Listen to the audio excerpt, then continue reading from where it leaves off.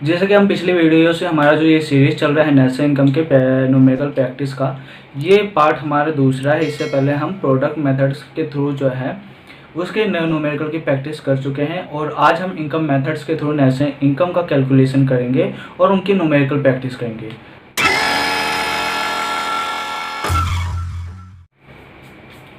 तो आज का हमारा न्यूमेरिकल जो पार्ट है, फर्स्ट क्वेश्चन जो है हमारा वो है, इसमें डाटा दे रखा है हमें अप्रत्यक्ष कर 9000, आर्थिक सहायता 1800, मूल्यह्रास 1700 और स्वनियोजितों की मिश्रित आय मिक्स्ड इनकम जो दे रखे है वो 28,000 दे रखे है। परिचालन अधिशेष जो दे रखा है, सरप्लस वैल्यू जो दे रखी है वो 10,000 दे रखी है और NFIA यानी कि विदेशों से प्राप्त शुद्ध कारक आय जो है -300 है और कर्मचारियों का पारिश्रमिक व्यय जो है 24,000 है। ठीक है, तो ये है। इसमें इस न्यूमेरिकल के अंदर, इस सवाल के अंदर इन्होंने पूछ रखा है NDPFC और GDPFC और NNPFC और NNPMP यानी कि शुद्ध घरेलू आय कारक लागत पर, सकल घरेलू आय कारक लागत पर और राष्ट्रीय आय कारक लागत पर और राष्ट्रीय आय मार्केट प्राइस पर, बाजार कीमत पर। ठीक है, तो आइए अब इस न्यूमेरिकल को सॉल्व करते हैं। फॉर्मूलाज आप सबने ध्यान से देख लिया होगा कि क्या है फॉर्मूला, एक ही फॉर्मूला है और हमारे 4 टिप्स जो बता रखे हैं उसी का यूज करके ये सवाल सॉल्व होएगा। ठीक है, तो चलिए शुरू करते हैं पार्ट नंबर 1। ठीक है, पार्ट नंबर 1 शुरू करते हैं। इसका आपको पता होगा कि जब भी हम इनकम मेथड्स के थ्रू किसी भी डाटा को सॉल्व करते हैं, जो इनकम मेथड्स के थ्रू नेशनल इनकम के, ठीक है, तो उससे सबसे पहले क्या नाम है, NDPFC ही निकलता है, देन जाके GDP निकलता है। ठीक है, तो इसको हम करेंगे तो सबसे पहले हमारा क्या निकलेगा, NDPFC निकलेगा। तो पार्ट 1 तो हमारा जो होता है, पार्ट 1 करेंगे।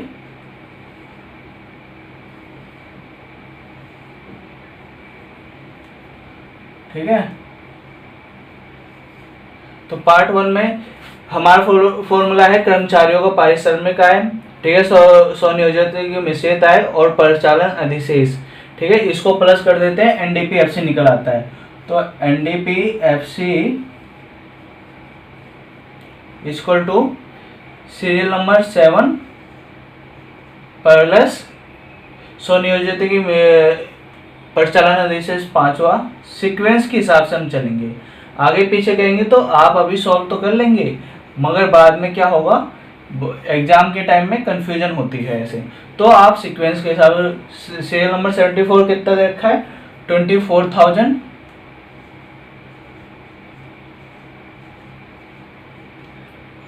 और सीरियल नंबर 5 10,000। ठीक है, प्लस सीरियल नंबर 4 28,000। ठीक है, तो कितना हो गया, 62,000 करोड़ में दे रखा है, रुपए में। ठीक है, तो यहाँ पे आप लिखेंगे रुपए करोड़ में। ठीक है, तो ये आपका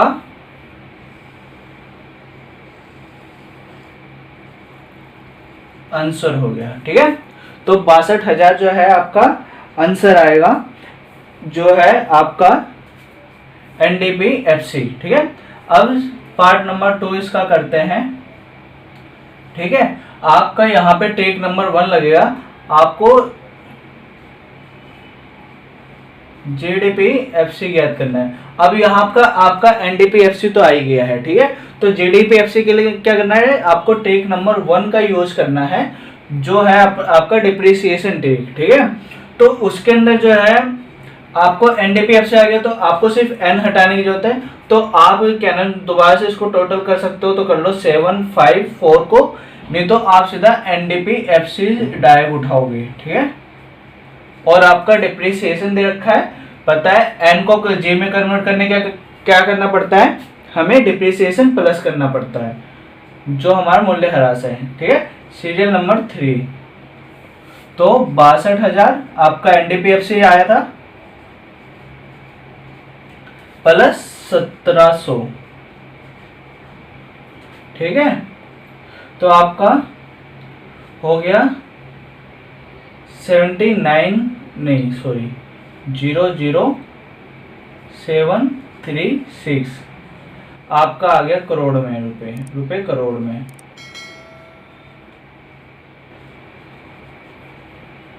ठीक है, आपका आ गया जीडीपी एफसी आ गया। ठीक है, तो यहां तक आ गया। अब आपका निकालते हैं एनएनपी एफसी। तो पार्ट नंबर 3 आपका यहां पे ट्रिक नंबर 3 लगेगा, जहां पे आपको NFIA प्लस करना होता है। ठीक है, तो यहां पे आपका NNPFC दे रखा है, आपके पास NDPFC ऑलरेडी है।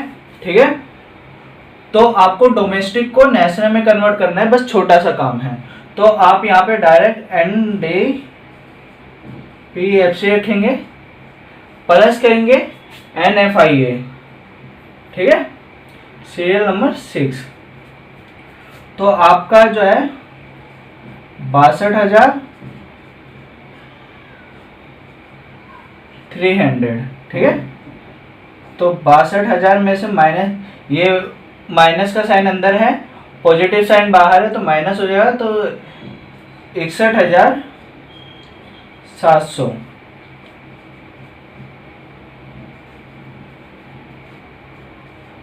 करोड़ में। ठीक है, ठीक है, तो ये हो गया। अब तो पार्ट नंबर 4 करते हैं।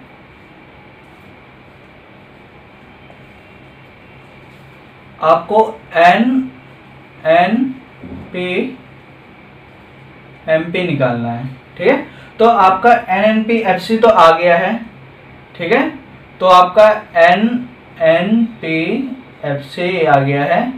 ठीक है, तो आपको पता है एफसी को सिर्फ आपको एमपी में कन्वर्ट करना है, तो पता है आपका कि आपको प्लस होगा NIT।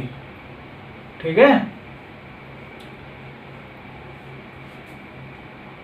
हाँ, तो आपका प्लस होगा NIT, और आपका NIT जो होता है वो अप्रत्यक्ष कर माइनस आर्थिक सहायता होता है। ठीक है, आर्थिक सहायता होता है। तो आपका जो है NNPFC जो है आपका आ गया 61,000 ये, और यहाँ पे आप क्या नाम है अप्रत्यक्ष कर माइनस आर्थिक सहायता कीजिए, अप्रत्यक्ष कर 1 है माइनस सेकेंड। ठीक है, तो ये आपका हो गया 9,000 माइनस 1,800, तो ये आपका आ जाता है 00272। ठीक है, तो पॉजिटिव साइन है प्लस 61 कर दीजिए। ठीक है, तो आपका जो आ जाएगा 002,978,68 करोड़ रुपए करोड़ में। ठीक है, ये आपका आ गया NNPFC, और ये था आपका NNPFC, ये NNPMP है, और ये था आपका GDPFC, और NDPFC जो था आपका 62,000 था। ठीक है, तो ये आपका आंसर होगा। आई होप कि आप सबको ये न्यूमेरिकल समझ में आया होगा, और इनकम मेथड के अंदर जितने भी नेशनल इनकम के ट्रिक्स थे, चारों के चारों स्टेप फॉलो हुए, हमारे चारों के चारों ट्रिक फॉलो हुए। ठीक है, और हमने हर चीज़ निकाल दी, तो मुझे नहीं लगता कि अभी हमें और न्यूमेरिकल की जरूरत होगी, मगर हम कोशिश करेंगे 1-2 न्यूमेरिकल और कराते हैं आपको। अभी आपने पहला टाइप का न्यूमेरिकल किया है, अब हम 2 और नेक्स्ट न्यूमेरिकल करेंगे, जिससे आपकी और ज़्यादा प्रैक्टिस हो जाएगी, ठीक है। और होप करता हूँ कि आप अगर मेरे साथ न्यूमेरिकल की प्रैक्टिस अगर करते रहेंगे तो बोर्ड एग्जाम में आपकी परफॉर्मेंस अच्छी हो सकती है। तो आपको पहले दूसरे क्वेश्चन में जो है राष्ट्रीय यानी कि नेशनल इनकम निकालनी है, एनएनपीएफसी निकालना है, और दूसरे में तीसरे में आपको भी नेशनल इनकम निकालना है, मगर वो सकल राष्ट्रीय उत्पाद किस पे, फैक्टर कॉस्ट पे निकालनी है। ये सकल है और ये जो है शुद्ध है, ठीक है, बस ये अंतर है।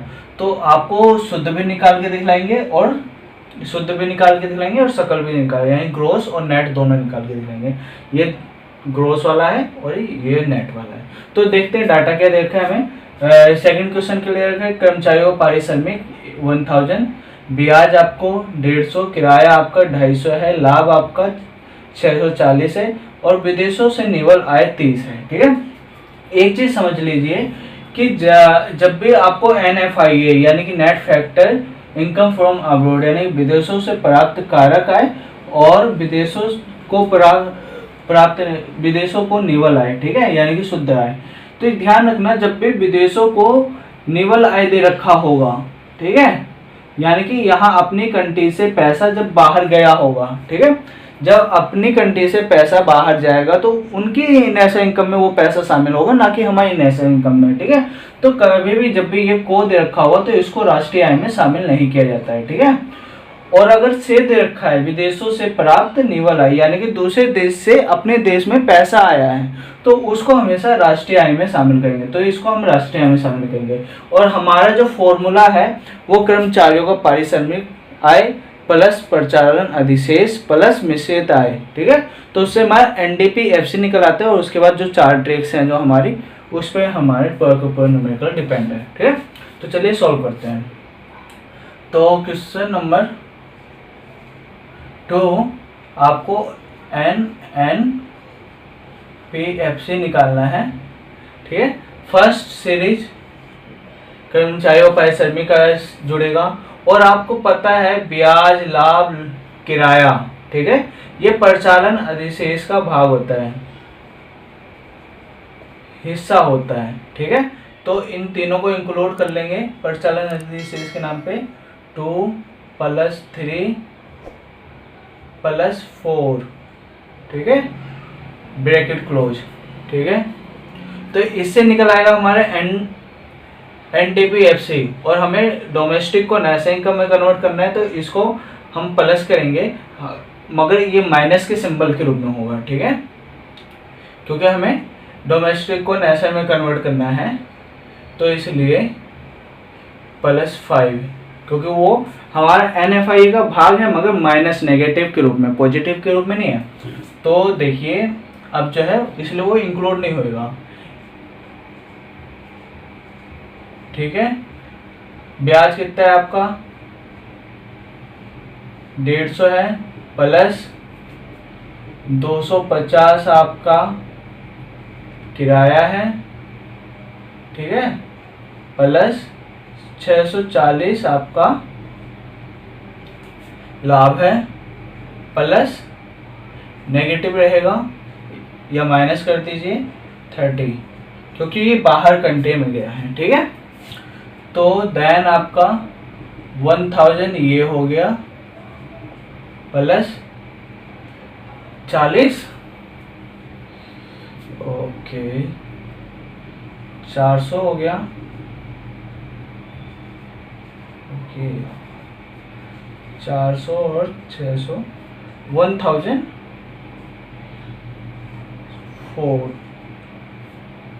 ठीक है।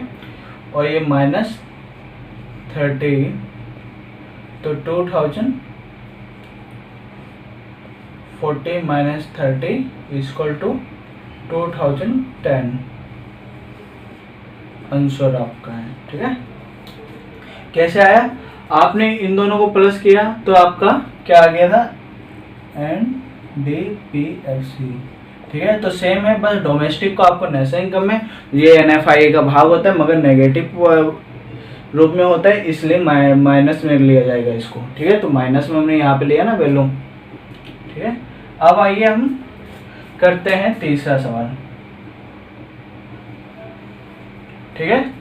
इसमें आपको डाटा देखा है, अस्थायी पूंजी का उपभोग 100, कर्मचारियों का पारिश्रमिक 1850, किराया आपको 400 देखा है, लाभांश आपका 2 देखा है, 200 देखा है, ब्याज आपको 500 देखा है, लाभ आपको 1100 देखा है, NFIA आपको माइनस में 50 देखा है। यानी कि इसका मतलब क्या है, आपका विदेशों को निवल आय जो है, विदेशों से प्राप्त आय जो है उससे ज़्यादा है, ये को वाली इनकम जो है से ज़्यादा है, इसलिए माइनस में आया है, जो कि हमने यहाँ पे ब्रैकेट में माइनस में लिया है। NIT आपका 250 है।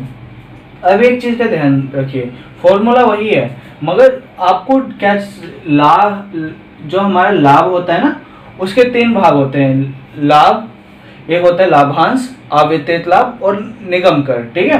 तो वो 3 होता है। तो जब लाभ आपको दे रखा है तो आप लाभांश इंक्लूड नहीं करेंगे, ठीक है, तो ये आपका इंक्लूड नहीं होगा, ठीक है। और देखते हैं आपको NNPFC निकालने की जरूरत है, ठीक है।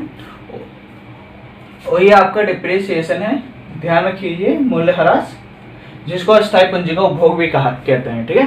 तो चलिए सॉल्व करते हैं। सीरीज नंबर GNPFC निकालना है, तो सीरियल नंबर 2 किराया इंक्लूड होगा, क्योंकि वो परिचालन अधिशेष का हिस्सा होता है, ये, ठीक है। तो 3 + 5 + 6, ठीक है, ओके। इससे आ जाएगा आपका NDPFC आ जाएगा, और आपको GNPFC निकालना है, तो N को G, ठीक है। तो आपको छोटा छोटा एक पार्ट करके इस वाले को करके दिखलाता हूँ मैं, कि और किस तरीके से भी आप निकाल सकते हो, ठीक है। यह आपका आएगा, सपोज करके चलो, ठीक है, दिमाग में होना चाहिए ये सारी चीज़ें। या अब जो निकलेगा ना, मैं दूसरे स्टेप से 2 स्टेप में करवाऊंगा ये सॉल्व, ठीक है।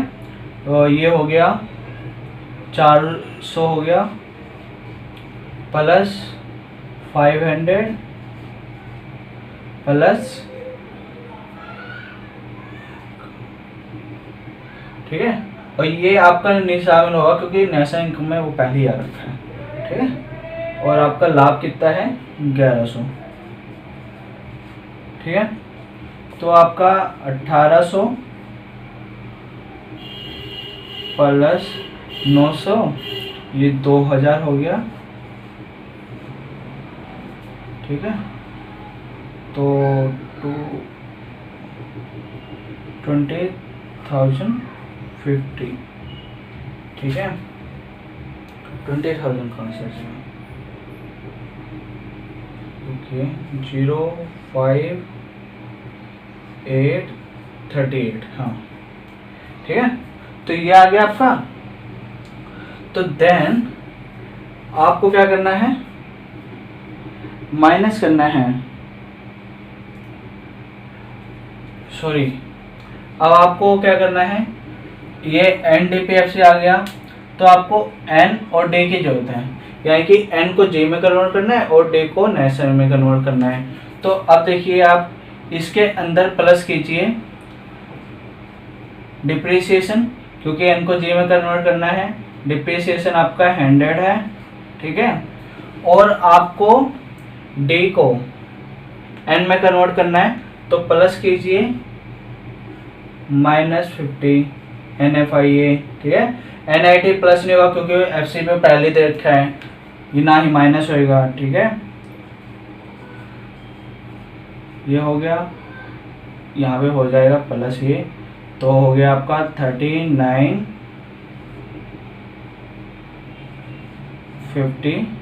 -50, तो 3900 करोड़ रुपए में, रुपए करोड़ में, ठीक है। यहाँ पे ये आपका आंसर हो गया, ठीक है। तो समझ में आ गया आपको किस तरीके से सॉल्व होगा। आपका NIT प्लस नहीं होगा, क्योंकि ऑलरेडी वो FC पे FC ही निकालना है, तो चेंज करने की जरूरत नहीं है। डिप्रिसिएशन की ज़रूरत थी, क्योंकि एन को यानी कि नेट को ग्रॉस में कन्वर्ट करना था, इसलिए हमने इसको प्लस किया। NFIA को इसलिए क्योंकि डोमेस्टिक में आता है हमारा, इसको प्लस करने पर इसको प्लस करने पर, ठीक है, ये तीनों को प्लस करने पे NDPFC आता है, इसलिए मैंने कहा ना 2 स्टेप में करूँगा। यहाँ पे मैंने डिप्रिसिएशन और NFI को जोड़ा, इससे पहले नहीं जोड़ा था, ठीक है। तो ये इस तरीके से भी सॉल्व हो सकता है सवाल, ठीक है। तो होप आपको ये हमारा सीरीज पसंद आया होगा। अगर आपको पसंद आया तो आप चैनल को सब्सक्राइब कीजिए, लाइक कीजिए और शेयर कीजिए अपने दोस्तों।